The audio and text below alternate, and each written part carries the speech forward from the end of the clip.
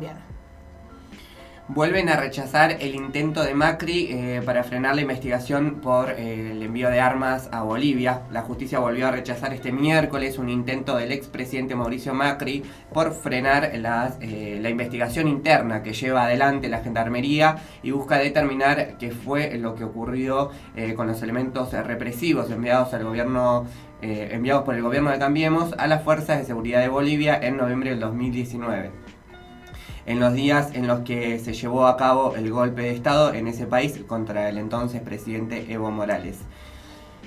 El magistrado rechazó la apelación presentada por Pablo Lanuse, abogado de Macri, tras considerar que la resolución atacada no resulta ser una decisión de las comprendidas entre las expresamente susceptibles de apelación, además de no causar gravamen irreparable alguno.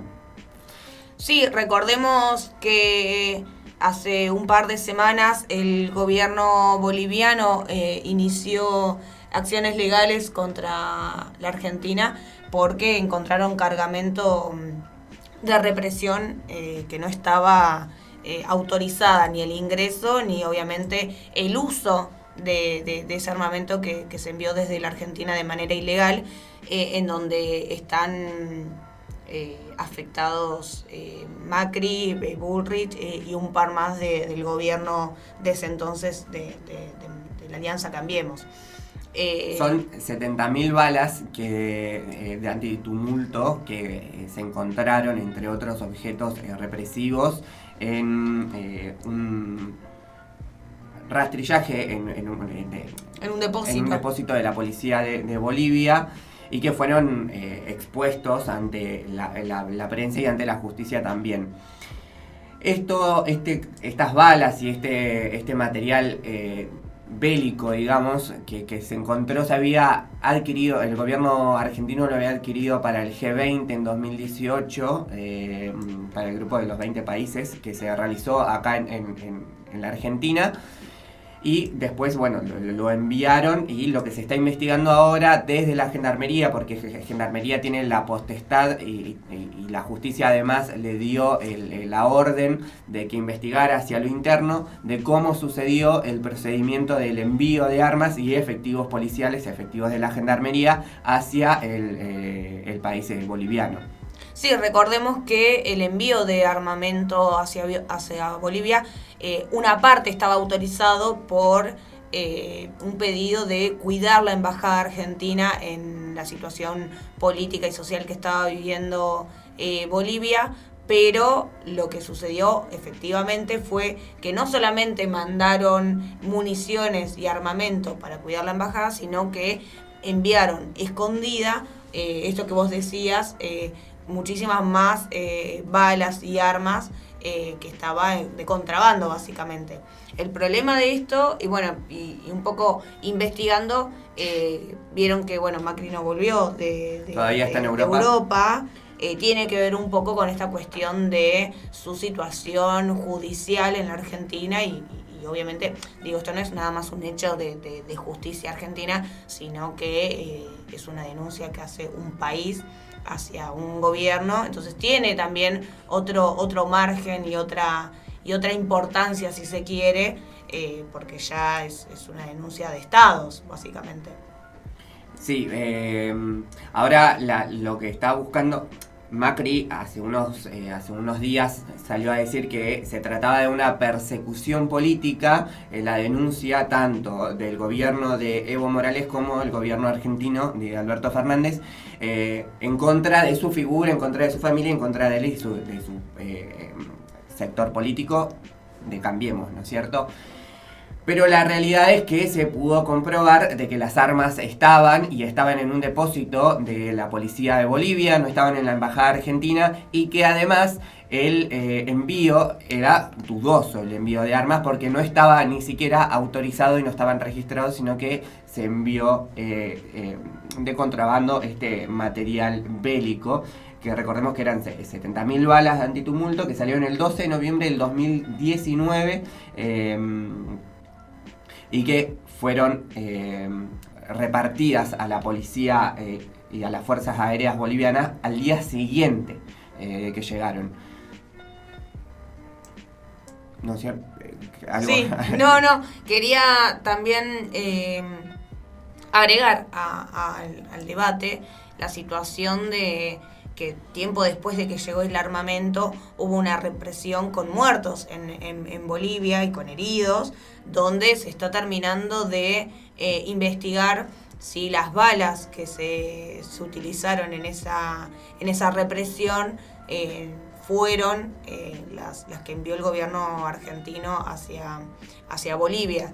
La realidad es que no solamente Macri, Bullrich, Aguad y el ex embajador en Bolivia, Normando Álvarez García, Gerardo Otero, que era el ex director general de la Gendarmería, hay varios. Varios. En este sentido, la ex ministra de Seguridad, Patricia Bullrich, convocó la semana pasada una reunión para delinear algunas estrategias para la defensa de la causa, en la que participaron el ex ministro de Defensa, Oscar Aguad, el ex canciller Jorge Faurier, ¿es así el apellido? ¿Faurier? Sí. Y lo más curioso es que faltó Otero, funcionario de Gendarmería Nacional. Claro, y de extrema confianza de Bullrich, que además fue quien participó también en la causa de Santiago Maldonado. Que Otero tiene el mismo abogado que lo defiende en esta causa del envío de armas a Bolivia. Es el mismo abogado que lo defendió con la causa de Santiago Maldonado cuando, recordemos, en una represión en Chubut, terminan matando a Santiago Maldonado de una manera totalmente violenta. Sí, represiva. Represiva, y que bueno, que después armaron ahí una estrategia para construir hacia afuera de que el cuerpo de Santiago Maldonado realmente había aparecido río arriba, cosa que es imposible de forma natural. Sí, y lo que yo decía, sí, a lo que iba con esto de nombrar un poco más también al resto de los imputados en esta causa que está llevando a cabo el gobierno boliviano, también entender que no es una persecución política a Mauricio Macri, sino que es un hecho concreto que se llevó a cabo en su gobierno y él como mandatario, haya sabido o no haya sabido, digo, más allá de eso, digo, sos el presidente en ese momento de la nación y tenés a las personas de tu máxima confianza dentro de los ministerios, y bueno, nada, la realidad es que tenés que pagar los platos rotos. Yo supongo que él sabía, lo mismo que Bullrich y Aguad, los oficiales de Gendarmería, digo, bueno, todos los que fuimos nombrando recién tienen una parte de responsabilidad en el mandar cargamento represivo hacia otro país, entendiendo la situación que vivía el otro país, y que para mí obviamente tiene que ver con una cuestión geopolítica que se vivía en ese momento en toda América Latina, sí, donde las derechas bancaban, digo, el primer estado que salió a bancar el golpe de estado en Bolivia a la Yanes, apellido. Yanes, que asume en el golpe de estado la presidencia de Bolivia. El primero que salió a reivindicar y a felicitar y a bancar ese golpe de estado fue Mauricio Macri. Sí. Entonces también hay una cuestión de bancar los procesos antidemocráticos en la región. Antes de que nos vayamos con eso un poco, el abogado que defiende a Otero, que lo defendió también en la causa de Santiago Maldonado, se llama Manuel Barros, que es un ex integrante del área de jurídico de la Gendarmería, que formaba parte de Gendarmería Nacional en el proceso del macrismo, ¿no? 2015 a 2019, y bueno, que hoy está en la defensa. Volviendo a esto que vos mencionabas,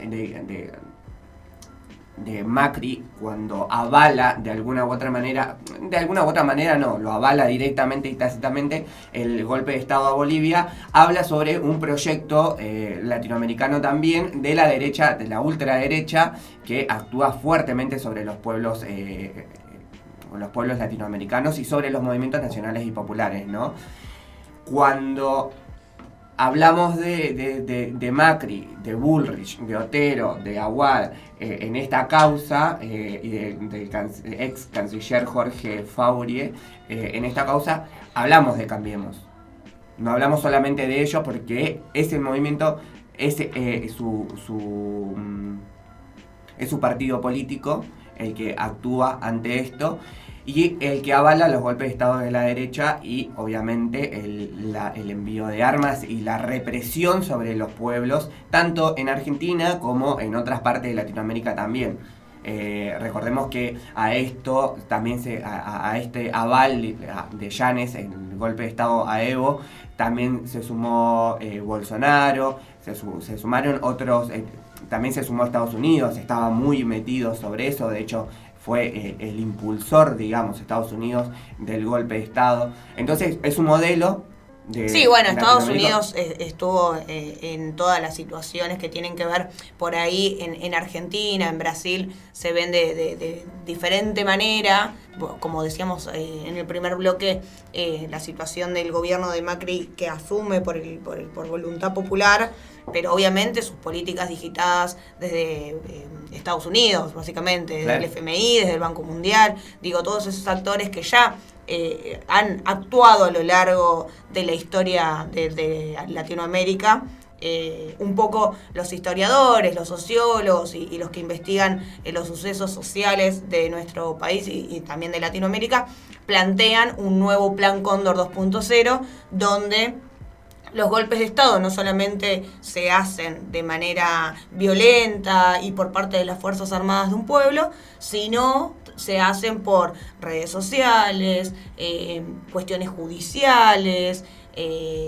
Bueno, lo que sucedió en Brasil efectivamente fueron causas armadas para pedir la destitución de Dilma y para pedir el encarcelamiento de Lula.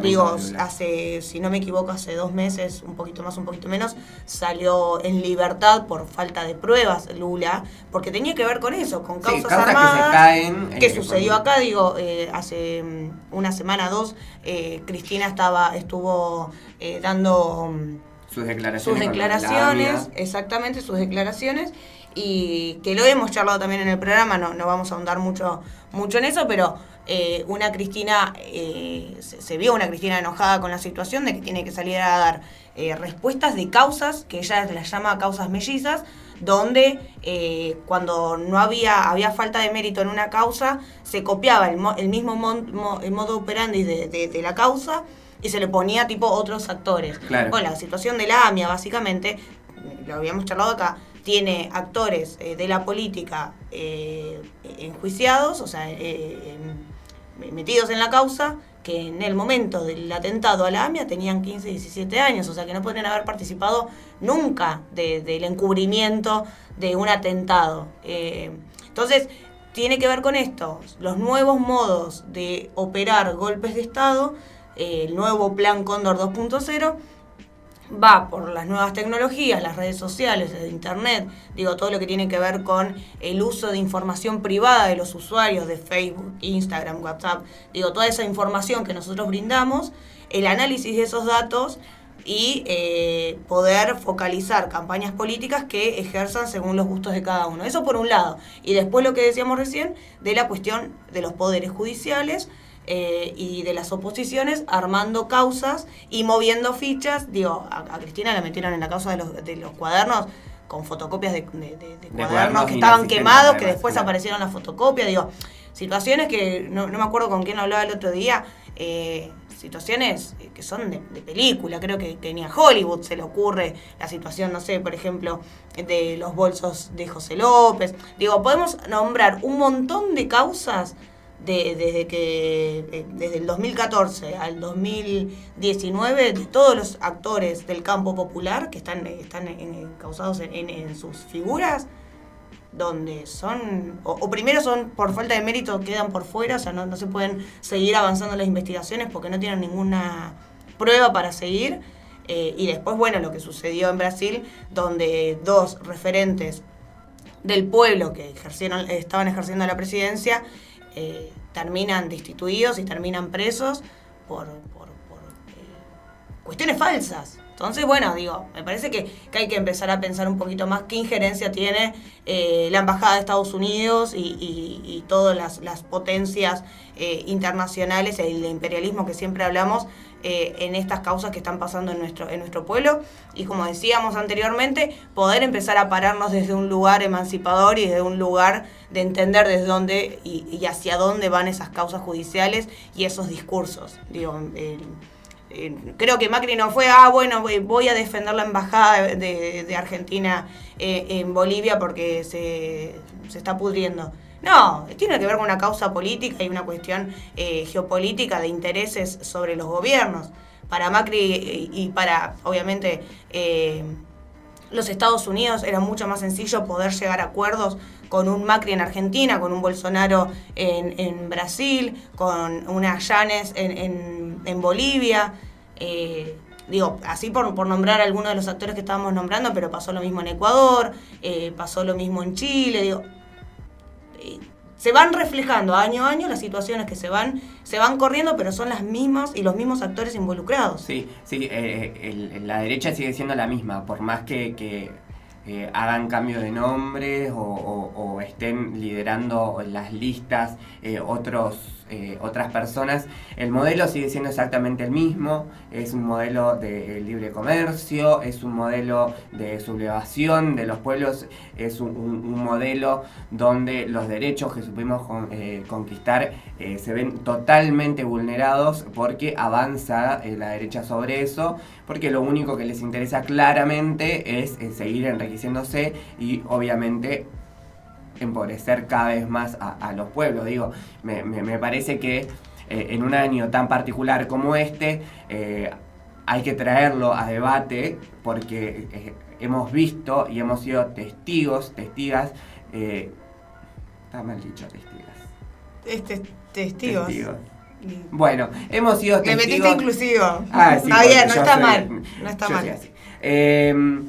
No, que hemos sido testigos de todos los dichos y de las operaciones mediáticas, judiciales y de todo las construcciones que la derecha ha hecho sobre un montón de cuestiones relacionadas a la educación, relacionadas a la soberanía política, a la soberanía de nuestro territorio, lo que dijo Bullrich sobre las Malvinas, que habría que dárselas a Pfizer por un par de vacunas. Sí, y la disputa de Malvinas... y que después, lo acabo de ver hace un rato, de una de las candidatas por la ciudad de Buenos Aires, que también viene de la mano de Patricia Bullrich, que avala eso y que dice que no se debería perder tiempo sobre... No recuerdo el nombre. Sí, hizo un par de tweets, entre ellos... Sabrina, exacto. Sobre...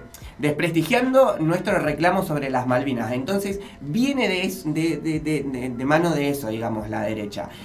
Por más, y vuelvo a insistir de esto, por más que sea Juntos por el Cambio, que sea Cambiemos, que sea Juntos, que sea lo que sea, siguen siendo los mismos. El modelo económico y político sigue siendo exactamente el mismo, donde obviamente quienes salimos perdiendo somos todo el pueblo argentino. Y todo el pueblo latinoamericano, porque no solamente se trata de la Argentina, sino de toda Latinoamérica. Sí, y la situación particularmente, que me parece importante destacarlo, sobre las Malvinas, no tiene que ver nada más un capricho del país, como sí lo plantea, no me acuerdo el apellido, pero Sabrina en los tweets, diciendo que éramos... Ahmed. Bueno, J. Ahmed. Que es un capricho, que el día que entendamos que no son nuestras, vamos a cambiar como sociedad. Y un montón de discursos o sea que obviamente a nosotros nos parecen aberrantes y que nos parece que es una falta de reconocimiento hacia todos y todas aquellas que dejaron la vida en la guerra de Malvinas. Pero a su vez es no entender que ese lugar está en disputa no por un capricho de Argentina o un capricho de los ingleses, sino que es un lugar donde hay mucho petróleo. O sea, porque no estamos en una situación desde el 82 o desde antes con los ingleses porque nos caen mal los ingleses, sino porque tiene que ver con que hay una cuestión de económica, recurso natural, claro, y económico que obviamente nosotros no vamos a dejar de, obviamente entendiendo la parte simbólica y la importancia que tienen las Malvinas para los argentinos, pero también hay una situación que volvemos a lo mismo, geopolítica y de insumos naturales y recursos naturales a explotar, que no pueden, porque dentro obviamente de lo que tiene que ver con cómo se separaron en su momento los territorios y toda esa cuestión, es parte de nuestro territorio, las Malvinas, y hay que entenderlo de esa manera. Después obviamente hay disputas políticas, y si esta chabona lo quiere entender, que lo entienda, pero la realidad es que nosotros como país, como gobierno, como Estado, tenemos que seguir reclamando la soberanía de las Malvinas por parte de Argentina. No solamente porque fuimos a una guerra, digo, saquemos por ahí ese lugar que obviamente siempre hay que recordarlo y hay que entender y hay que conmemorar a los caídos en Malvinas y todos aquellos y aquellas que no solamente dejaron su vida, sino que pusieron el cuerpo en ese hecho también aberrante, digo, en la historia de nuestro país. Y entender que es un lugar, es como que digan que mañana, la Patagonia vendámosla, de total no importa, que ya sucedió, digo, esta cuestión del discurso de Bullrich, de dennos vacuna y le damos las Malvinas, sucedió en los 2000, cuando se había puesto en disputa el territorio patagónico. Entonces, hay que tener cuidado con los discursos, porque por ahí, entre tweet y tweet, no es nada más una situación de que una persona tuitea, sino que tiene que ver con una lógica de intentar instalar debates que solamente benefician a los intereses de las multinacionales y de los países extranjeros, y que no benefician al pueblo argentino. Entonces no hay que ser ingenuos con este tipo de situaciones y de tweets. Esta chabona es candidata y hay que tener cuidado. Estemos atentos a eso, porque son Yo no estoy enojada. Porque son muy buenos operando, son muy buenos haciendo estas construcciones en las redes sociales, porque se ocupan, contratan gente, me parezco, no voy a decir a quién, mejor me lo reservo, pero se encargan de eso, de generar discursos en las redes sociales que se instalen y que después se pongan en debate, ¿no es cierto? Entonces estemos atentos a eso, estemos atentas a eso y afinemos el ojo a las cosas que se están diciendo y tengamos en cuenta y seamos memoriosos de lo que sucedió estos últimos 4 años. Digo, los 4 años donde esta gente estuvo por mandato popular, estuvo gobernando nuestro país e hizo estragos, nos destruyó completamente. Así que tengamos esto en cuenta y veamos y analicemos la realidad con esto que pasó. Y acá voy a citarla a Cristina, un discurso que dijo una vez: no se puede ser tan ingenuo y no se puede ser tan gobernado por esta gente de derecha, que lo único que viene a hacer es sacarnos derechos, y lo único que viene a hacer es vulnerar toda nuestra independencia económica, política y soberana.